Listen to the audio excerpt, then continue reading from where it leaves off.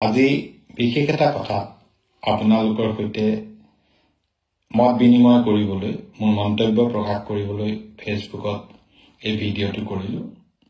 যোৱাকালি মই শ্ৰদ্ধেয়া গীতাশ্ৰী তামুলী বাইদেউৰ সম্পৰ্কত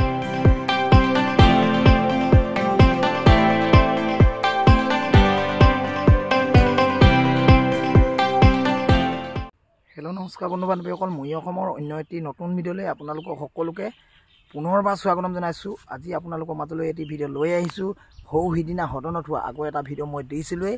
সেই ভিডিঅ'টোত সদনত হোৱাৰ আমাৰ অখিল গগৈ পত্নীক চাকৰিক লৈ সন্দৰ্ভত যি মন্তব্য কৰিছিল, সেই মন্তব্যৰ বায়'ডাটা দিছিলে আমাৰ সৰুপথাৰ সমষ্টি বিধায়ক বিশ্বজিৎ ফুকন ডাঙৰীয়াই। সেই বায়'ডাটা দিছিলে। বায়'ডাটা দিয়া সন্দৰ্ভত আকৌ তাৰ বিপৰীতে আমাৰ ৰাইজৰ দলৰ সভাপতিয়ে তাৰ বিপৰীতে আমাৰ বিশ্বজিৎ ফুকনৰ বায়'ডাটাখিনি দিলে। বায়'ডাটা দিয়াৰ বিপৰীতত আকৌ বিশ্বজিৎ ফুকনে ফেচবুকৰ যোগেদি আকৌ মন্তব্য কৰিব লগা হ'ল আমাৰ ৰাইজৰ দলৰ সভাপতিক।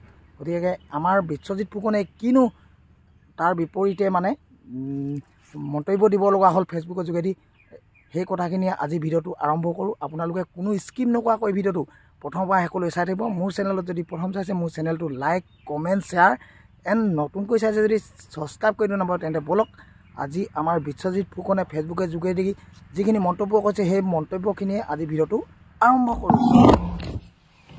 নমস্কাৰ। আজি বিশেষ এটা কথা আপোনালোকৰ সৈতে মত বিনিময় কৰিবলৈ মোৰ মন্তব্য প্ৰকাশ কৰিবলৈ ফেচবুকত এই ভিডিঅ'টো কৰিলো। যোৱাকালি মই শ্ৰদ্ধেয়া গীতাশ্ৰী তামুলী বাইদেউৰ সম্পৰ্কত তেখেতৰ ডিব্ৰুগড় ইউনিভাৰ্চিটি গ'ল্ড মেডেলিষ্ট, তেখেতৰ PhD MPhil বা তেখেতৰ হায়াৰ ছেকেণ্ডেৰী বিভাগ সম্পৰ্কত পাছ কৰা কোৱালিফিকেশ্যন সম্পৰ্কত মই কেইটামান কথা উল্লেখ কৰিছিলোঁ। মই উল্লেখ কৰা কথাকেইটাৰ খণ্ডন কৰি কোনেও মূল বিষয়টোৰ ওপৰত এতিয়ালৈকে মন্তব্য দিয়া নাই। কোনেও কোৱা নাই যে মই কোৱা কথাকেইটা মিছা।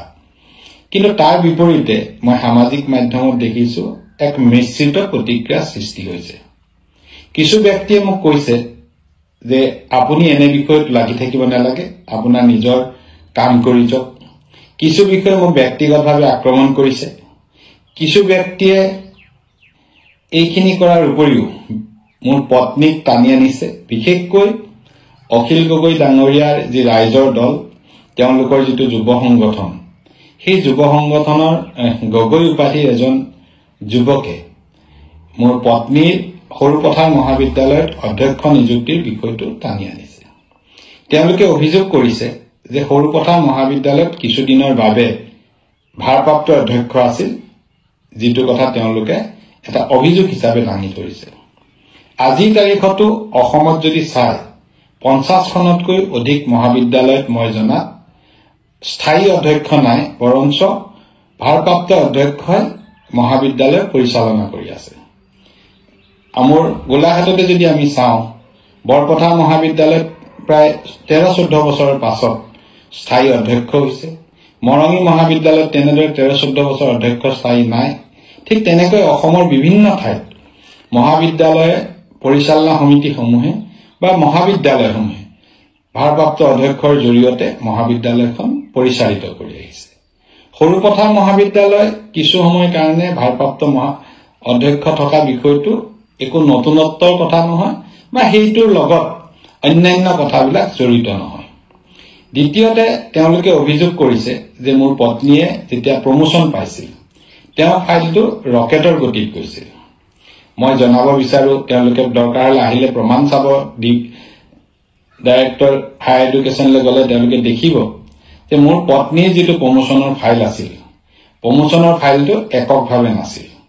মই যিমান দূৰ জানো প্ৰায় 100ৰ ওচৰা-ওচৰি কেণ্ডিডেটৰ যি প্ৰমোচনৰ ফাইল, সেই ফাইল একেলগে পাছ হৈছিল।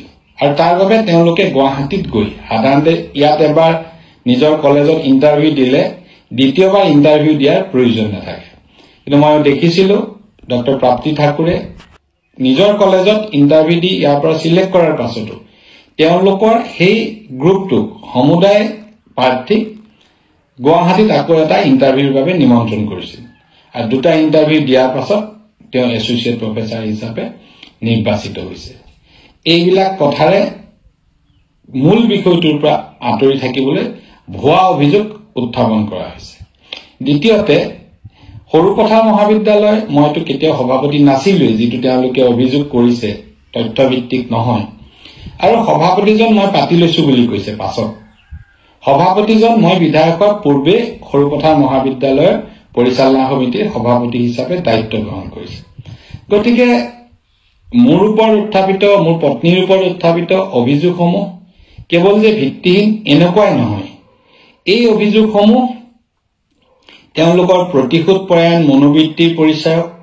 তেওঁলোকৰ আনক আক্ৰমণ কৰি যি মানসিক আনন্দ লাভ কৰে সেডিছ প্লিজাৰ যিটো কয় এই সেডিছ প্লিজাৰৰ পৰিচয় আৰু তেওঁলোকে মূল বিষয়ৰ উত্তৰ নিদি এনেদৰে ব্যক্তিগতভাৱে আক্ৰমণ কৰিলে ভৱিষ্যতৰ দিনত স্বচ্ছ আৰু নিকা ব্যৱস্থাৰে চাকৰি পোৱা সকলো ব্যক্তিকে আক্ৰমণ কৰাৰ এটা ৰাস্তা মুকলি থাকিব গতিকে এনে কথা সম্পৰ্কত আমাৰ মতামত আমি ব্যক্ত কৰিলো ভৱিষ্যতৰ দিনত তথ্যভিত্তিকভাৱে কিছু কথা কিবা কথা কোনোবাই ক'লে সেই কথা আমি মানি ল'ব পাৰিম মই বিশেষকৈ শুভাকাংক্ষীসকলক কৈছো যিসকলে মোক এনে বিতৰ্কৰ পৰা দূৰত থাকিবলৈ পৰামৰ্শ দিছে আমি যেহেতু এটা ৰাজনৈতিকভাৱে সক্ৰিয় মানুহ আমি যেহেতু সামাজিকভাৱে সক্ৰিয় মানুহ আমি কেতিয়াও এককভাৱে নিজৰ কথা চিন্তা কৰি ৰাজনীতি কৰিলে নহব আমি সন্মুখৰ পৰা